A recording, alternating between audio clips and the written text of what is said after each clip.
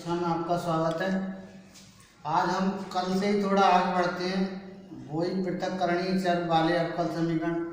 हल करेंगे, यानी अलग अलग चर करके तब हल करते हैं इस अवकल समीकरण को, वही उसको ही आगे बढ़ा रहे हैं।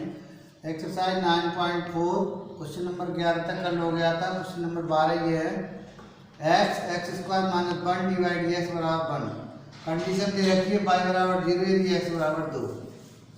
तो डिवाइड x बराबर ये नीचे ले गए x² - 1, इसके टुकड़े कर लिए a² - b² से a - b a + b।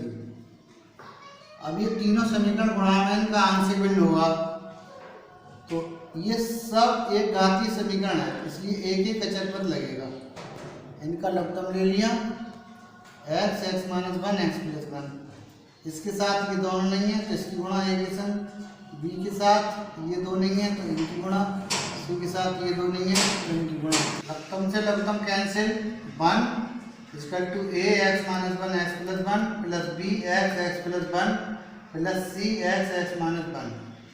अब जो हमने अचर पद माने हैं इनके नीचे ये x - 1 x + 1 है, इनको एक एक करके 0 के बराबर रखेंगे तो a b c के मान ज्ञात हो जाएंगे। सबसे पहले रखा है x बराबर 0। x बराबर 0 रखने पर इस समीकरण में x बराबर 0 रख दें, जहाँ जहाँ x है, जहाँ जहाँ x है वहाँ 0 रख दिया तो ये a का मान निकल आया -1 × +1 b × 0 c × 0। तो a = a और -1 और गुणा +1 की, +1 गुणा हो जाएगी, ये 0 दोनों हो गए b और c, a का मान आ गया -1। अब x - 1 बराबर 0 दूसरा समीकरण, x बराबर 1 रखने पर इसी में तो 1 जहाँ जहाँ x है वहाँ 1 रख दिया हमने, तो पहला 0 हो गया, तीसरा 0 हो गया और b का मान ज्ञात हो जाएगा। यहाँ से b गुणा 1 और 1 2, 2b बराबर 1 b बराबर 1 होते 2। अब तीसरा ब्रैकेट बचा x + 1 बराबर 0, x + 1 बराबर 0, x बराबर -1, तो जहाँ जहाँ इस समीकरण में x है वहाँ x बराबर -1 रख दिया, -1 - 1 - 1 + 1 -1 + 1 c × -1 -1 -2। a का मान 0 हो गया, b का मान 0 हो गया, 1 = 2c, 2c बराबर 1 c बराबर 1/2। a b c के मान यहाँ ज्ञात हो गए। a b c के मान ज्ञात हो गए, a का मान -1, b का मान 1/2, c का मान 1/2। तो जो हमने अलग अलग अचर पद माने थे अब उनमें हमने मान लगा दिया। ये आया था हमारा डिवाइड x बराबर 1/x x - 1 x + 1, इसको तोड़कर तो हमने आंशिक भिन्न किया इनका, अलग अलग अचर पद माने थे। इसके नीचे a का मान -1, b का मान 1/2, c का मान 1/2 x + 1, इसको हमने अलग अलग करके a b c के मान ज्ञात करके मान वैल्यू रख दी। दोनों तरफ समाकलन करने पर तो dx/x माइनस का +1/2 dx/x - 1 +1/2 dx/x + 1, dy का y log dx/x का log x 1/2 x - 1 1/2 x + 1 + c। अब हमें कंडीशन दे रखी थी सवाल में, यदि y बराबर 0 यदि x बराबर 2 तब y बराबर 0। तो जिस समीकरण 1 में y बराबर 0 रखेंगे x का मान 2 रखेंगे, जहाँ जहाँ x है वहाँ हमने 2 रख दिया, y का मान 0 रख दिया, तो ये 2 में से 1 गया, 1 बचा, log 1 का मान 0, 2 और 1 3। इससे कंडीशन दे रखी होती है, इससे हम c का मान ज्ञात करते हैं और समीकरण नंबर 1 में रख देते हैं। या 0 बराबर -log 2 + 1/2 log 1 का मान 0 + 1/2 log 3 + c। 0 बराबर -log 2 + 0 + 1/2 log 3 + c। तो c बराबर ये इधर आएगा, प्लस का हो जाएगा, ये माइनस का हो जाएगा, तो ये ऊपर पहुंच गया n log m से log m की पावर n, अंडर रूट हो गया 3, ये बन गया log m - log n बराबर log m/n। c का मान आ गया log 2/√3। समीकरण 1 में c का मान रखने पर y बराबर -log x + 1/2 log x - 1 + 1/2 log x + 1 + log 2/√3। हमने 2 लघुत्तम लिया, इन 3 टर्म में 2 लघुत्तम लिया, तो 2 यहाँ आ जाएगा, क्योंकि इसके नीचे आगे 1/2 नहीं है, इन दोनों के आगे 1/2 है, 2 से गुणा भाग हो जाएगा, भाग वाला ये आ गया, गुणा वाला ये -2 log x plus log x minus 1 और ये log m plus log n से log m into log m हो जाएगा। ये हो गया log m a minus B A plus B A square minus 1, ये आ गया n log m से x ऊपर log x स्क्वायर। अब ये बन गया log m minus log n, तो log m बटे n प्लस log 2/√3। इतना भी छोड़ सकते हैं, और अगर आगे बढ़ाना चाहें इसे तो हम ऐसा लिख सकते हैं इसको, एक माइनस यहाँ ये माइनस ऊपर ले गए log m की पावर n से 2 से गुणा, या कह सकते हैं जिस संख्या को वर्ग करके अंडर रूट ले लें तो वही संख्या रहती है। पावर 1/2 सेम बनाने के लिए माइनस बना तो ये ऊपर पहुंच जाएगा, ये नीचे आ जाएगा। अब log m की पावर n से ये 1/2 पहला आ गया, y बराबर 1/2 log x square minus 1/x square minus 1/2 log 3/4 answer. 13 cos divide dx बराबर 1, कंडीशन दे रखी y बराबर 2 है dx बराबर 0, cos डिवाइड dx बराबर 1 डिवाइड dx बराबर cos इनवर्स a, dy बराबर cos इनवर्स a dx इधर गुणा कर दी, दोनों तरफ समाकलन करने पर dy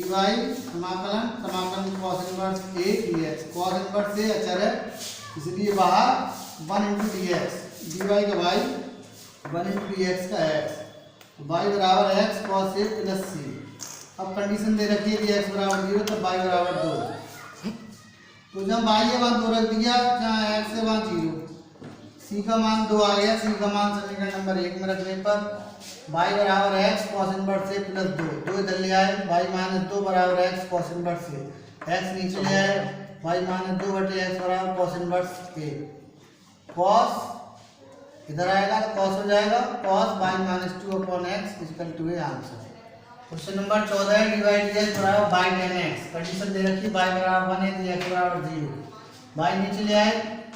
सेपरेशन कर दिया इसका, dx इधर गुणा कर दी, समाकलन करने पर दोनों तरफ dy बटे बाई समाकलन 10x dx, 10x का होता है minus log cos x, dy बटे y का log y बराबर minus log cos x plus c,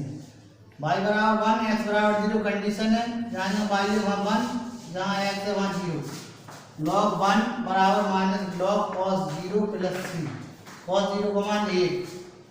ये हो गया log 1 का मान 0, अब ये भी log 1 का मान 0, c बराबर 0, c का मान समीकरण 1 में रखने पर log y बराबर minus log cos x plus 0, ये ऐसे हम लिख सकते हैं log y बराबर log cos x answer. Question number 15 बिंदु 0,0 से जब गुजरने वाले ऐसे वक्र का समीकरण ज्ञात कीजिए जिसका अवकल समीकरण y डैश बराबर e की पावर x sin x है। ये दिया है y डैश बराबर e की power x sin x, y dash का मतलब डिवाइड dx बराबर e की पावर x sin x, समाकलन करने पर ये dx इधर गुणा कर दिया, y बराबर e की पावर x 1 का स्क्वायर, यहाँ a का मान 1 है, तुलना करने पर और b का मान भी 1 है, तो इसका सूत्र है e की पावर ax बटे a square plus b square a sin x minus b cos x plus c, a का मान 1 और b का मान 1, और e की पावर x बटे 1 का स्क्वायर प्लस 1 का square sin x minus cos x plus c, e की power x 1 plus 1 sin x minus cos x plus c, y बराबर e की पावर x बटे 2 sin x minus cos x plus c। Condition दे रखी है 0,0 से गुजरने वाले, इस समीकरण आ गई, इसमें x का मान 0 y का मान 0 रख देंगे, तो y बराबर 0 e की पावर x यानी 0 sin 0 cos 0, sin 0 का मान 0 cos 0 का मान 1 e की पावर 0 का मान 1, ये हो गया 1/2 माइनस 1 गुणा में प्लस c, तो c बराबर माइनस 1/2 प्लस c बराबर 1/2, c का मान समीकरण 1 में रखने पर y बराबर e की पावर x बटे 2 sin x minus cos x plus 1/2, 2 लघुत्तम लेके गुणा कर दिए इधर, 2y बराबर e की power x sin x minus cos x plus 1 इधर ले आए, 2y माइनस 1 बराबर e की power x sin x minus cos x answer. Question number 16 अवकल समीकरण xy डिवाइड x बराबर x प्लस 2 y प्लस 2 के लिए बिंदु 1,-1 से गुजरने वाले वक्र का समीकरण ज्ञात कीजिए। xy डिवाइड x बराबर x plus 2 y plus 2, y है और dy इधर रखना ही है तो y प्लस 2 नीचे ले आए, x नीचे ले आए, dx की इधर गुणा कर दिया। इसमें 2 जोड़ दिए, 2 घटा दिया यानी भाग कर दिया, इसको अलग अलग कर दिया। x के नीचे x प्लस 2 बटे x, ये x कट गया, 1 आया 2 बटे x, फिर इधर y प्लस 2 से y प्लस 2 कट गया। ये पहले अलग अलग कर दिया, y प्लस 2 बटे y प्लस 2 माइनस 2 बटे y प्लस 2 dy, ये कट गया, 1 आ गया, 2 बाहर ले लिया कांस्टेंट, और dy बटे y plus 2 1 into dx plus 2 common dx बटे x। y minus 2 log y plus 2 बराबर x plus 2 log x plus c, y बराबर 2 लॉग, ये धर ले गए बराबर में 2 log y plus 2 plus x plus 2 log x plus c। समीकरण नंबर 1 सवाल में दे रखा है 1 माइनस 1 से गुजरने वाले, इससे ये समीकरण 1 माइनस 1 से गुजरता है, यानी x का मान 1 और y का मान -1 रखने पर y की जगह -1, x y की जगह -1, x की जगह 1, x की जगह 1, 2 में से गया 1 और y की जगह -1, तो -1 2 log 1 plus 1 plus 2 log 1 plus 3 log 1 का मान 0, -1 0 प्लस 1 प्लस 0 प्लस c, -1 बराबर 1 प्लस c, 1 इधर ले आए, -1 बराबर c बराबर -2, c का मान समीकरण 1 में रखने पर y बराबर 2 log y plus 2 plus x plus 2 log x -2, c की जगह -2 रख दिया, x इधर ले गए और 2 इधर ले गए,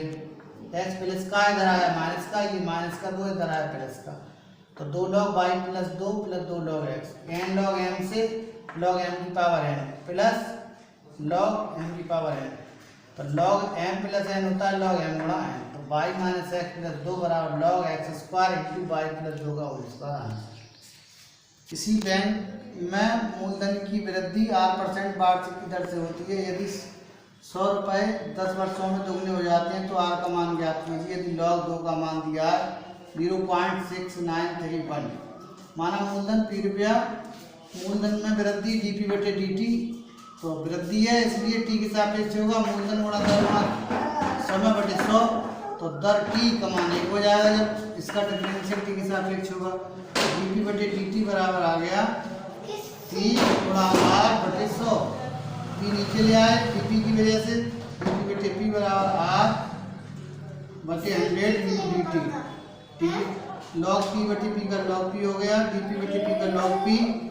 r बटे 100 कांस्टेंट, dt का t प्लस log c, अच्छा log c इधर ले आए, log p minus log c बराबर r गुना t बटे 100, log m minus log n बराबर log m बटे n, तो log p बटे c बराबर r t बटे 100, p बटे c बराबर ये log बदलेंगे तो e का बेस हो जाएगा r t गुना बटे 100, तो p बराबर c e की पावर r t बटे 100। समीकरण नंबर 1 t का मान 0 तब p का मान 100, शुरू में कोई समय नहीं था, समय 0 तब मूलधन 100 रुपये था, तो t की जगह 0 रख दिया और p की जगह 100, तो p बराबर c r गुणा 0 बटे 100, r की पावर 0 हो गया, p की पावर 0 हो गया 1, c बराबर हो गया 100, c का मान यहाँ रख देंगे समीकरण नंबर 1 में, c का मान समीकरण 1 में रखने पर p बराबर 100 e की पावर r t बटे 100। अब कह रहा है 10 वर्षों में दुगना हो जाता है, तो t का मान 10 और मूलधन दुगना 200, तो p की जगह 200 और t की जगह 10, 200 बराबर 100 e की पावर r गुणा 100 10 बटे 100, तो 100 नीचे ले आए, 200 बटे 100 e की पावर 10 r बटे 100, 100 दूनी 202, 10 9 100 1 बटे 10, log r बटे 10 बराबर log, जब ई बेस बदलते हैं तो log इधर आ जाता है, log बेस में आ जाता है ये 2, तो r बटे 100 बराबर log 2 का मान दिया 0.6931, 10 की गुणा कर दी इधर तो आया 6.931, दशमलव के 2 स्थान तक दर हो गई r बराबर 6.93 आंसर। इसी बैंक में मूलधन की वृद्धि 5% वार्षिक की दर से होती है। इस बैंक में 1000 रुपये जमा कराए जाते हैं, तो ज्ञात कीजिए कि 10 वर्ष बाद ये राशि कितनी हो जाएगी। दिया e की पावर 0.5 बराबर 1.648, माना मूलधन ₹p r 5% वार्षिक, तो dp बटे dt बराबर p मूलधन p गुणा 5% दर बन हो जाएगी t की सापेक्ष बटे 100,